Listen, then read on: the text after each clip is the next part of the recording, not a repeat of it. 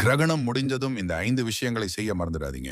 கிரகணங்களால் ஏற்படும் தீய சக்திகளின் தாக்கம் நம்மை தாக்காமல் இருப்பதற்காக கிரகண காலம் முடிந்த பிறகு சில விஷயங்களை மறக்காமல் செய்ய வேண்டும். செப்டம்பர் 8ஆம் தேதி அதிகாலையில் எழுந்து கல்லுப்பு, மஞ்சள், வேப்பிலை கலந்த நீரால் குளிக்க வேண்டும். பிறகு கல்லுப்பு, மஞ்சள் கலந்த நீரை வீடு முழுவதும் தெளித்துவிட்டு அதே நீரால் பூஜை அறையை சுத்தம் செய்ய வேண்டும். வீட்டில் உள்ள சாமி படங்களை மஞ்சள் கலந்த நீரால் துடைத்துவிட்டு வீட்டில் ஏதாவது தீர்த்தம் இருந்தால் பூஜை அறையில் தெளித்து விடலாம். பூஜை அறையையும் வீட்டையும் சுத்தமாக்கிய பிறகு வீட்டில் உள்ள தெய்வங்களுக்கு நைவேத்தியம் படைத்து வழிபட வேண்டும். வீட்டில் சாமி சிலைகள், வேல் முதலியன வைத்திருந்தால் பால், சந்தனம், மஞ்சள், தேன் ஆகியவற்றால் அபிஷேகம் செய்ய வேண்டும். சாமிக்கு படைத்த நைவேத்தியத்தை முதலில் மற்றவர்களுக்கு தந்த பிறகுதான் நாம் சாப்பிட வேண்டும்.